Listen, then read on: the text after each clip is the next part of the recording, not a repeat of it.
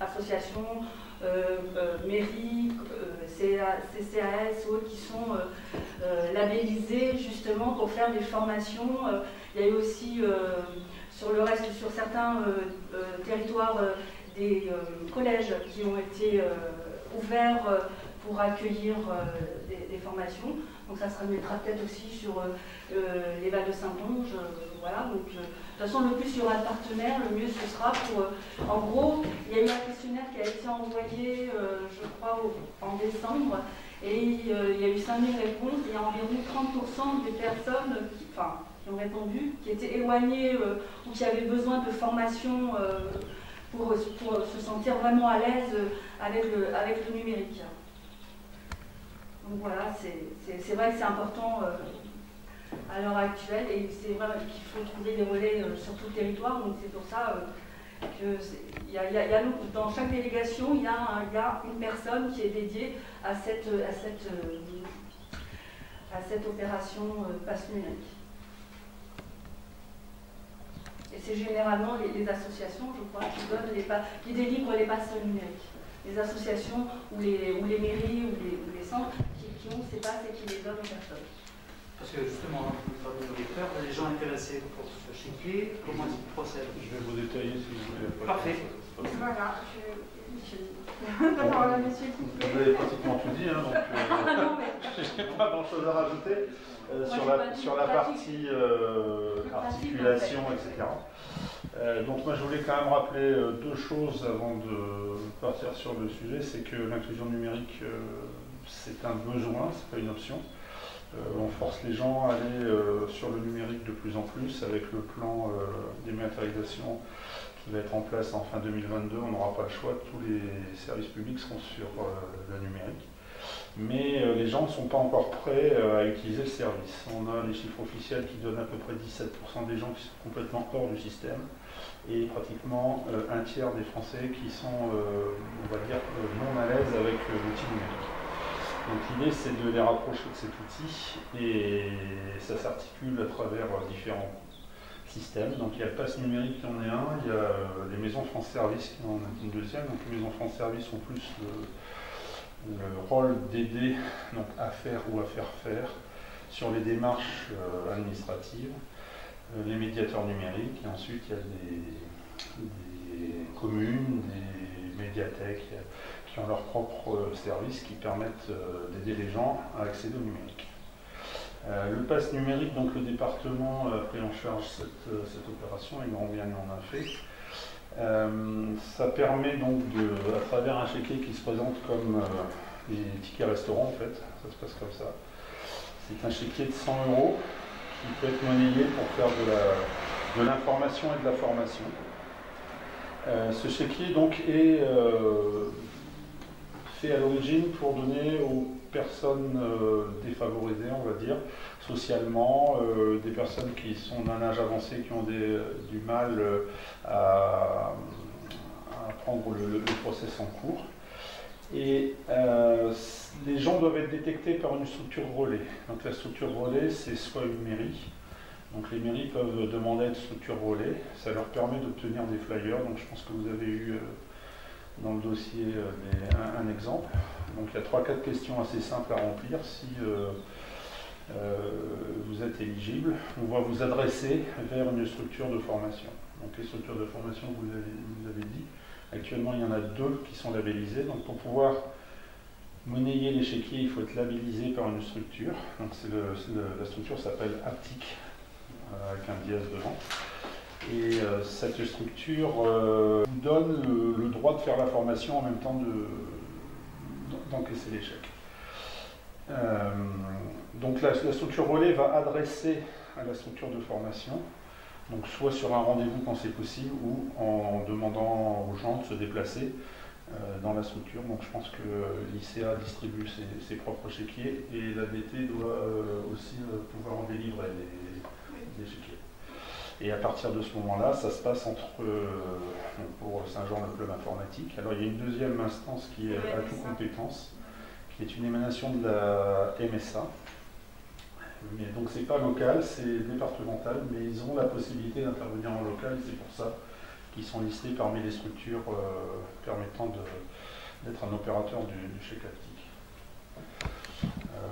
Voilà, donc normalement les gens viennent, il y a une petite évaluation qui est faite au démarrage pour voir un peu leur niveau. Alors on ne demande aucune compétence, hein, c'est ouvert à tout le monde. Les gens qui ne connaissent absolument rien peuvent en participer. Et puis donc normalement il y a 10 séances qui sont prévues pour pouvoir monter en compétence sur le numérique.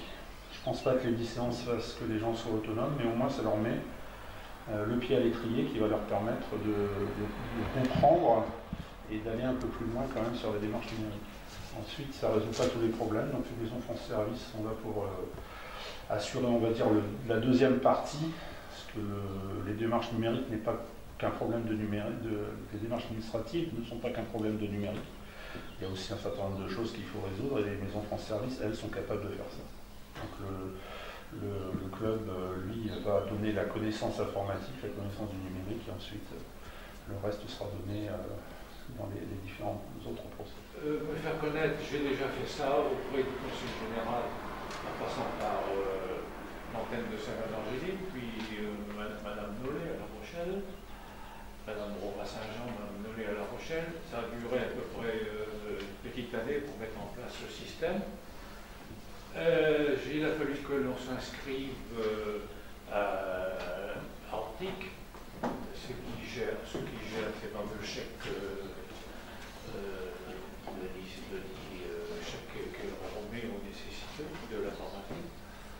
Et puis, donc, on est agréé par l'Arctic comme centre de formation. On l'était déjà auprès de la jeunesse et des sports, mais enfin c'est tout un autre truc. Alors, comme on nous a déjà dit, c'est donc une initiative heureuse du Conseil général qui a été prise et tout de suite enrôlée par la ville de Saint-Jean, ce qui fait que nous sommes tous ici présents. Nous, l'information, on connaît puisque c'est notre objet. L'association, à 35 ans maintenant,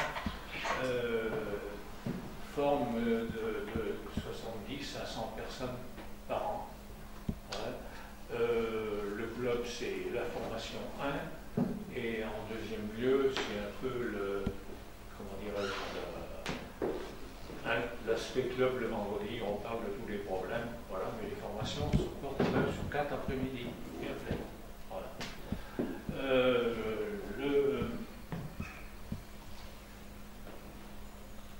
Voilà. Le résumé de l'année, là, 600 l'an dernier maintenant. Les cours font 1h30, le lundi ou le vendredi. 74 adhérents l'an dernier.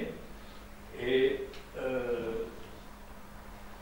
se distribue, vous voyez, par les cantons. Saint-Jean-d'Angély, évidemment, on a 45 et quelques adhérents. C'est le plus gros, c'est normal. Mais vous voyez que nous allons jusqu'à Matin, Roulet, Bury, Alpont, Néret. Vous voyez, donc avec la répartition des cours. On fait tout. Débutant, c'est le plus gros, il y a 3 heures et demie de formation. Excel, compta, Internet, photo, Word et Publisher, PowerPoint, etc. Donc le Conseil général m'a envoyé dans les réunions, là, on a eu un doulet, on va donner une dizaine de pages, sinon les gens qui vont entendre parler de ça iront soit à l'annexe à Saint-Jean, soit là-bas. Et d'autres personnes copient ce système-là. Le Pôle emploi. J'ai reçu un coup de fil du Pôle emploi de La Rochelle. Je me suis déplacé à la directrice à Saint-Jean. Et ils avaient peur d'une chose, c'est qu'ils avaient entendu parler de ça, mais ils ne savaient pas où étaient les formations. Alors ça les a soulagés un peu. Ils vont nous envoyer des ressortissants. Eux ont un objectif. Chacun, le Conseil général, c'est comme le Conseil général. Hein, on fait une formation générale. On adapte à la personne que l'on reçoit. L'agence pour l'emploi, ça sera axé sur Internet. Alors, pour l'instant, c'est déjà commencé, j'ai 4 élèves. Ça tombe bien parce que je ne peux pas recevoir les autres. Alors, je reçois maximum 3. Oui.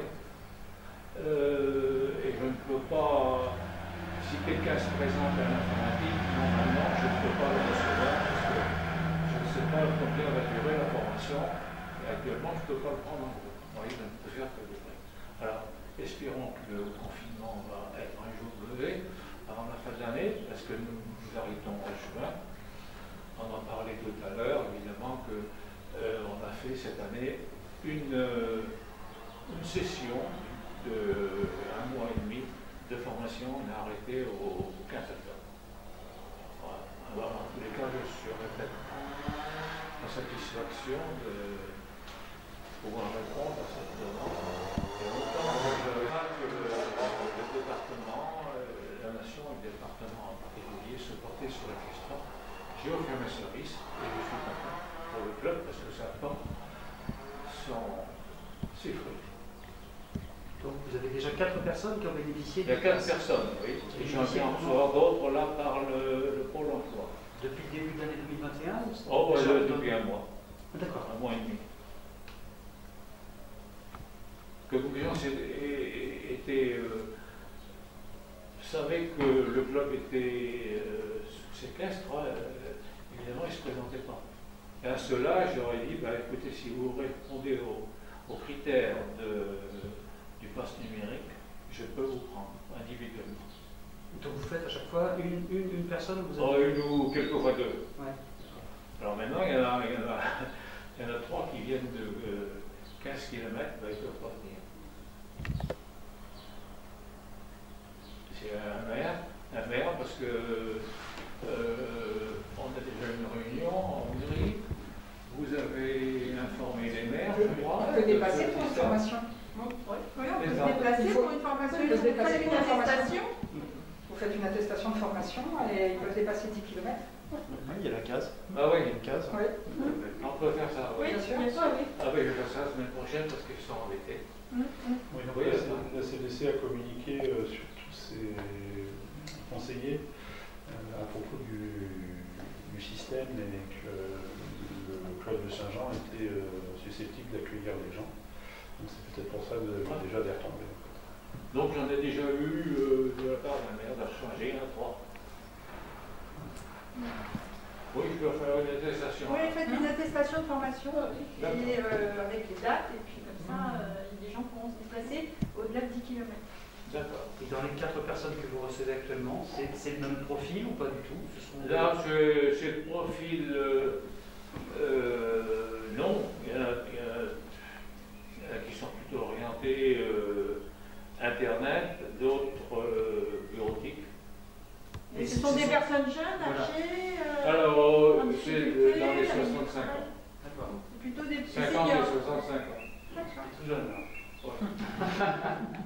Ils sont tout jeunes parce qu'on a une moyenne d'âge de 73 ans, nous au club. Ouais. Évidemment, les jeunes n'ont pas trop besoin de ça.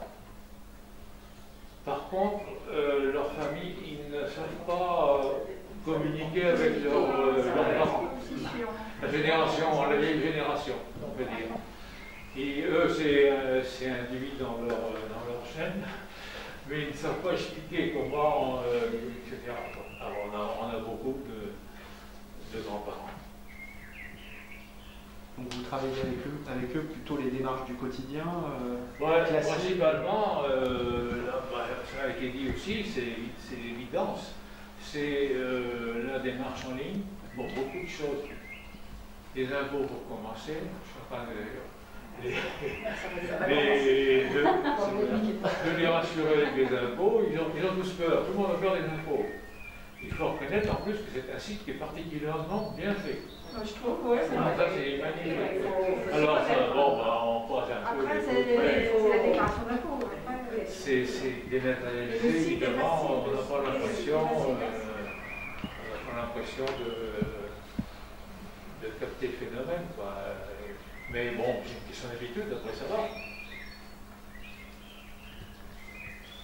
Alors la ville de Saint-Jean est particulièrement mobilisée, puisque vous voyez qu'il y a Natacha Michel, notre adjointe à la solidarité aux seniors, et Denis Pétonnet, qui est notre conseiller municipal délégué au numérique. Donc c'est eux qui vont prendre en charge ce dossier pour la ville, si vous avez un mot à dire. En lien avec le Centre intercommunal d'action sociale, hein, qui est notre CCAS aussi pour la partie ville de Saint-Jean-d'Angély. Donc on peut orienter des personnes. Certes, ça fait partie des France Services, donc il y a un service sur place pour aider aux démarches administratives, mais il n'y a pas d'apprentissage du numérique sur place, donc adresser les personnes qui peuvent en avoir besoin au club. Et elle ne finance pas. Elle ne participe pas au financement. Non, par contre, elle oriente. C'est une orientation. On finance le poste de médiateur numérique à la ville, mais on ne finance pas. Là, c'est plus d'en faire la promotion, de dire que ça existe, que c'est grâce au département. C'est financé par le département. C'est financé par le département et l'État. Nous, on met quand même à disposition le local, l'éclairage, le chauffage. Voilà, s'il y a besoin d'une année d'une subvention exceptionnelle pour acquérir du matériel, voilà, on est présent. Nous, on finance quelque part à travers le local et la structure. C'est certain que sans les apports de la ville, on aurait du mal à vivre.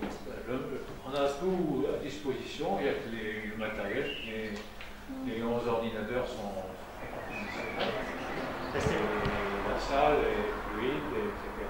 sont à disposition. C'est très, très appréciable. La statistique que vous indiquiez, tu coupais tout à l'heure, de 17% des Français, vous, c'est des Français ou des habitants des Val-de-Saint-Onge? Non, des Français. Des Français. C'est 17% de Français. Et 33% qui, oui, les gens ne sont pas à l'aise. Au niveau du Val-de-Saint-Onge, on n'a pas le détail. Le département doit avoir le détail. Une étude spécifique sur le département qui a donné les chiffres relativement importants. Sur le département? Oui. D'accord. Il n'y a pas de raison que le Val-de-Saint-Onge soit en dessous des chiffres nationaux. On peut un peu commenter le lien entre le club informatique et effectivement France Service. On voit bien que les deux prestations sont très complémentaires, hein, ce qu'on disait tout à l'heure, ce que je vais citer. Effectivement, le club essaie de former les gens à l'usage du numérique en général, recherche internet, ainsi de suite. Et puis France Service essaie dans la procédure elle-même, qui elle relève de compétences spécifiques dans les procédures administratives. Et on va discuter avec M. Massé, par exemple, de faire que dans la formation de base, on rajoute aussi des informations sur la sécurité. Effectivement, en ce moment, c'est quand même important de savoir qu'il ne faut pas donner son numéro de carte bancaire, qu'il ne faut pas donner un certain nombre d'informations. Donc, je pense que dans la formation en question, avoir d'office un petit créneau horaire où on discute de sécurité informatique, c'est fondamental. On en avait parlé. Et la sécurité pour nos adhérents, c'est surtout les transactions Internet. Parce qu'on n'a pas ni les uns ni les autres des fichiers si importants que l'on puisse se faire pirater. Mais pour acheter sur Internet, il faut faire attention évidemment pour l'usage de la carte bleue. Ça, c'est. Le fichier, il a une durée de vie, il a une durée dans le temps? Oui, mais vu la situation sanitaire, ça a été revu par le département, je crois que cela sont dans la jusqu'en 2022. Oui, il y a un autre problème de sécurité, c'est la sécurité vis-à-vis des mails qu'on reçoit. Parce que nous, on est habitués maintenant à éliminer les mails, mais il y a des gens qui ne savent pas forcément repérer les mails, notamment quand il y a des piratages de boîtes mail, et qui peuvent effectivement se faire entraîner à donner de l'argent ou à pouvoir aider. Et je pense que ça aussi, c'est important de l'expliquer, qu'il faut faire très attention si on ne sait pas d'où vient le mail, si voilà, il y a quand même quelques mails. Oui. Voilà. Je pense que ça aussi, c'est important parce que les personnes âgées, elles sont crédules et elles ne font pas parfois la différence. Et les bénéficiaires potentiels de ce pass, pour bénéficier, il faut qu'ils se fassent connaître auprès de la mairie du village, par exemple. Donc CIAS, une structure relais, voilà. D'accord. C'est à partir du questionnaire qui sont éligibles. Globalement, moi je suis maire de petit village, donc je connais ma population, donc je sais aussi qui je peux envoyer. Mais l'idée, c'est pas forcément d'envoyer les personnes qui sont déjà suffisamment compétentes pour faire de la, on va dire, des apprendre de nouvelles choses, mais surtout d'envoyer les gens qui en ont besoin. Donc ça, en soit d'été que nous-mêmes on leur propose, ou quand on connaît moins sa population parce qu'on est sur beaucoup plus de gens, à ce moment-là, le petit questionnaire permet juste de nouer le contact et de détecter, mais ce n'est pas une obligation absolue en disant si vous n'avez pas les 2 croix dans les cases, on ne vous fera pas bénéficier du système. Mais globalement, l'idée c'était ça, c'est de nouer le contact. Et à l'origine, le département souhaitait qu'on prenne le premier rendez-vous pour s'assurer que la personne irait. Bon, ça, il s'avère que c'est un petit peu compliqué dans les faits, puisque je suis un peu désolé, mais M. Massé n'est pas au téléphone 24h/24, donc c'est un peu compliqué de prendre rendez-vous.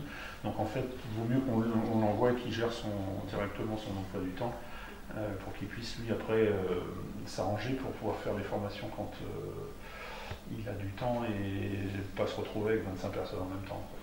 Et il y a un nombre déterminé de passes pour les Vals de Saintonge ou... Non, pour l'instant, c'est au niveau du département. D'accord. Okay. C'est plus là au fil de l'eau, en fait. En tous les cas, nous, c'est le CIAS. Je veux dire qu'il faut que les gens qui veulent bénéficier de cette formation, ils s'adressent au CIAS. Et le CIAS et Structure Relais peut délivrer les passes et envoyer la demande d'inscription à l'association. Vous signale que si vous voulez prendre le temps de vous consacrer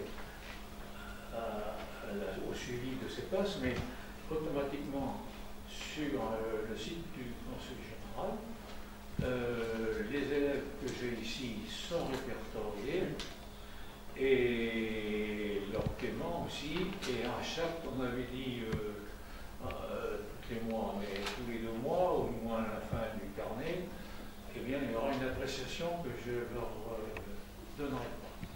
Vous avez combien de formateurs, Monsieur le Président? Vous avez combien de formateurs? Il y en a 6. D'accord. 6. Donc chaque formateur peut prendre au moins oui, un. bon, pour l'instant, je n'ai pas demandé, c'est pas trop. Et si vous avez plus de demandes, vous pouvez solliciter d'autres formateurs. Voilà, alors tout le monde est un peu spécialisé, mais enfin, pour faire les formations de base, oui. on peut prendre au-delà de 3 personnes, mais si ça continue, là, et que